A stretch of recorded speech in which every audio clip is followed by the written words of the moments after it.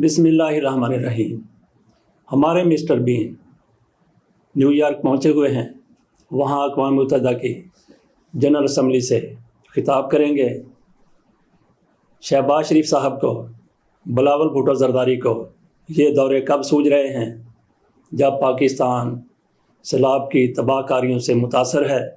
जब सैलाब आया, शदीद नौइयत का सैलाब था। शहबाज शरीफ साहब तुर्की के दौरे पर थे। वहाँ से दौरा मुकम्मल करके ही लौटे और उसके बाद सैलाब के दौरान ही तबाहकारियाँ जब जारी थीं, शहबाज शरीफ साहब बिलावल भुट्टो ज़रदारी को लेकर उज़्बेकिस्तान चले गए। शंघाई ताउन तंजीम का इजलास अटेंड किया। वहाँ से सीधे लंदन गए। अपने भाई मियां नवाज शरीफ से मुलाकात करनी थी, बहुत अहम मुशावरत करनी थी। आर्मी चीफ़ की तकरीरी के हवाले से वहाँ वो मुशावरत की। उसके साथ साथ हमारे ड्रामा वज़ीर आज़म ने मलका बरतानिया की आखिरी रसूम में भी शिरकत करनी थी। ड्रामा वज़ीर आज़म इसलिए कहा कि यहाँ भी जाते हैं, फ़ोटोशूट करवाते हैं, ड्रामेबाजी करते हैं, फ़ोटोशॉप करवाते हैं, तस्वीरें अपनी जारी कर देते हैं। ऐसे आर्मी लीडरों के साथ ये खड़े होते हैं जैसे पिंड से आने वाला कोई बंदा वज़ीर आज़म के साथ खड़ा होकर बड़ा फ़ख्र करता है, बड़ी शोखी मारता है।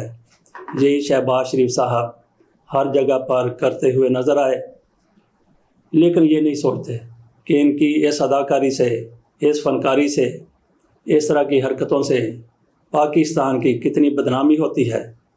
वो पाकिस्तान के वज़ीर आज़म हैं। पाकिस्तान के वज़ीर आज़म की हैसियत से उनको अपने स्टेटस का कुछ ख्याल रखना चाहिए।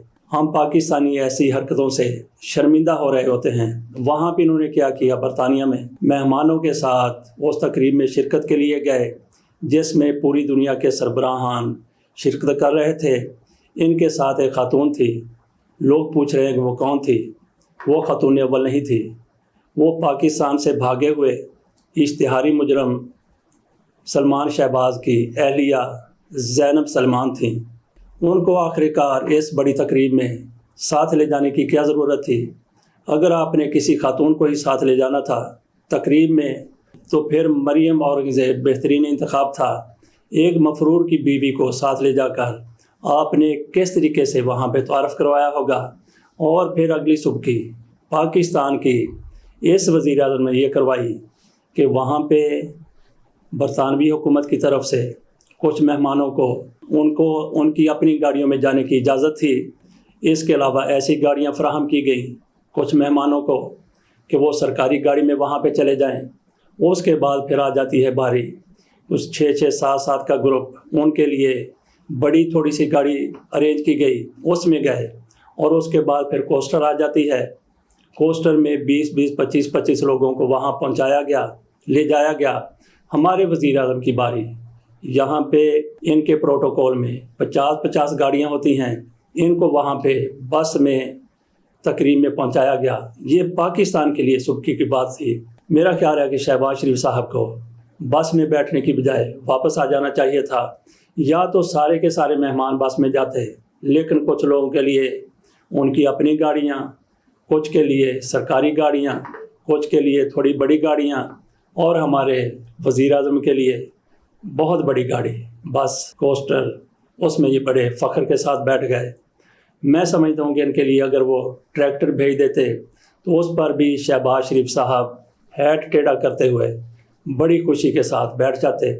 वहाँ से मियां नवाज शरीफ के साथ मुशावरत करने के बाद शहबाज शरीफ साहब सीधे न्यू यॉर्क चले गए। 3-4 दिन अभी तकरीब में बाकी थे। 23 तारीख को इन्होंने खिताब करना था, लेकिन ये 4 दिन पहले जाके वहाँ पे बैठ गए। बहुत बड़ा वफ़द साथ है। वहाँ पे इनकी तरफ से एक और क्या उसको कहा जाए हरकत की गई। फ्रांस के सदर इमैनुअल मैक्रोन के साथ ये मिले, वफ़द के साथ मिले। वफ़द में कितने लोग थे हम आपको ये तस्वीर दिखा रहे हैं। इससे ज़रा अंदाज़ा करें कि ये पाकिस्तानी वफ़द है। वज़ीर आज़म इसकी सरबराही कर रहे हैं और फ्रांस के सदर मैक्रोन के सामने ये किस तरह से बैठे हुए हैं, जैसे टीचर के सामने क्लास बैठी हो। कितने अदब के साथ बैठे हुए हैं। और उनमें कौन कौन शामिल हैं। वहाँ जाते ही इनकी तरफ से कहा गया कि मैं दुनिया को कोई सुनाने आया हूँ کیا سنائیں گے اپنی کہانی یارو، کس نو سناواں میں اپنا بڑھاپا کس سے لٹاواں میں۔ یہی شہباز شریف، ایسا ہی ہے، یہ بالکل ایسا ہی ہے، بڑھاپا لٹانے والا۔ دیکھتے ہیں اقوام متحدہ میں شہباز شریف صاحب اسی طرح سے جھنڈے گاڑ کے آتے ہیں جس طرح سے عمران خان نے گاڑے تھے، لیکن ان کی طرف سے پہلا قدم ہی غلط اٹھ گیا۔ عمران خان اسلامو فوبیا کے خلاف جس طرح سے بات کرتے رہے، یہ ان لوگوں کے ساتھ ملاقاتیں کر رہے ہیں فرانسیسی صدر کے ساتھ۔ اس سے آپ ان کی ترجیحات کا اندازہ کر سکتے ہیں۔ اور پھر یہ لوگ کس طریقے سے عمران خان پر طعن و تشنیع کرتے تھے، طنز کرتے تھے کہ یہ اسرائیل کو تسلیم کرنا چاہتا ہے، اور خود ان کی طرف سے ایک اور وفد نسیم اشرف کی سربراہی میں اسرائیل کا دورہ کر رہا ہے۔ کہا جاتا ہے کہ یہ وفد میاں نواز شریف نے خود تشکیل دیا ہے، یہ کوئی اور نہیں، بابر اعوان صاحب کہہ رہے ہیں۔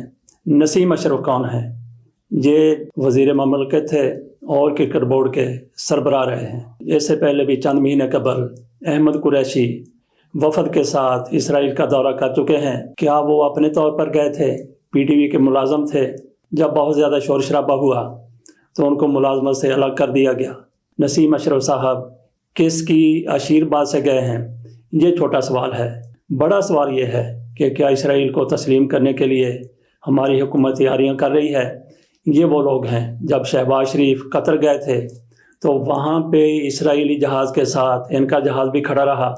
کچھ خبریں یہ بھی آئیں کہ شہباز شریف صاحب اسرائیلی جہاز میں گئے ہیں، وہاں اسرائیلی وفد کے ساتھ انہوں نے ملاقات کی ہے، لیکن شہباز شریف کی طرف سے اس کی تردید کر دی گئی، وزارت خارجہ کی طرف سے بھی تردید کی گئی۔ ہم پھر مان لیتے ہیں کہ ہماری حکومت اور ہماری وزارت خارجہ درست کہہ رہی ہے۔ ان کی طرف سے یہ بھی کہہ دیا جائے گا کہ یہ لوگ اپنے طور پر دورہ کر رہے ہیں، جس طرح سے مئی میں ہونے والے دورے کو کہہ دیا تھا۔ کیا وہ سچ تھا یا جو اب کہیں گے وہ جھوٹ ہے؟ اندازہ آپ خود کر سکتے ہیں ان لوگوں کی فطرت کو دیکھتے ہوئے، ان لوگوں کے کنڈکٹ کو دیکھتے ہوئے۔ اب مزید چھوٹی چھوٹی خبروں پر بھی بات کر لیتے ہیں۔ سب سے پہلے تو عمران خان نے 4 صدہ میں جلسے کے دوران ڈیزل ڈیزل کے نعرے پر میلو کی آواز سنی تو عمران خان کی طرف سے کہا گیا یہ میلو کیا ہے؟ اس وقت تو کچھ سمجھ نہیں آئی کہ میلو کیا ہے۔ بعد میں پتہ چلا کہ احمد ولی خان کے بیٹے، وہ بھی اسی علاقے کے رہنے والے ہیں، ان کی لوگوں نے چھیڑ بنائی ہوئی ہے۔ ان کو لوگ میلو کہتے ہیں۔ میلو کا مطلب ہوتا ہے ریچ۔ گویا ان کو چھیڑنے کے لیے، ان کو تنگ کرنے کے لیے میلو میلو کے وہاں بھی نعرے لگنے لگے۔ ایک اور خبر بھی ہے کہ نیشنل ہائی وے کی طرف سے پارلیمنٹرین کے لیے ٹول پلازا پر لگنے والا ٹیکس ختم کر دیا گیا ہے، معاف کر دیا گیا ہے۔ واقعی ہمارے پارلیمنٹرین ایسی ہی امراض کے مستحق ہیں۔ سیلاب فنڈ جو اکٹھا ہو رہا ہے اس میں سے بھی ہمارے پارلیمنٹرین کا ایک حصہ رکھ دینا چاہیے۔ ہمارے پارلیمنٹرین کو کیا کیا سہولتیں حاصل ہیں، کیا کیا سہولتیں حاصل ہیں، آپ یہ سن کر حیران ہو جائیں گے کہ ایئرپورٹ پر جب سرچ ہوتی ہے، تلاشی ہوتی ہے، پارلیمنٹرین کی تلاشی نہیں ہوتی، ان کو استثناء حاصل ہے، جبکہ پاک فوج کے ہر بندے کی تلاشی ہوتی ہے۔ جرنیل بھی ایسی تلاشی سے مستثنیٰ نہیں ہیں۔ یہ الگ بات ہے کہ وہاں کا عملہ بڑے افسروں کی تلاشی نہیں رہتا، بڑے افسروں کی سرچ نہیں کرتا۔ اور اس کے بعد شہباز شریف صاحب ملک سے باہر ہیں، لیکن پاکستان میں وہ دھندا جاری ہے، اسی طرح سے سیاست ہو رہی ہے۔ 2 لوگوں کو معاون خصوصی مقرر کیا گیا ہے، ایک ان میں نعمان لنگڑیال ہیں، دوسرے سردار شاہ جہان ہیں۔ نعمان لنگڑیال جولائی کے الیکشن میں ساہیوال سے ہار گئے تھے، ان کو شہباز شریف کی طرف سے معاون خصوصی بنا دیا گیا۔ اور پھر معاون خصوصی جس طرح سے بنائے گئے ہیں، ان لوگوں کی تعداد کابینہ میں کل تعداد 72 ہو گئی ہے، جبکہ معاونین خصوصی 25 تھے، وہ 27 ہو گئے ہیں۔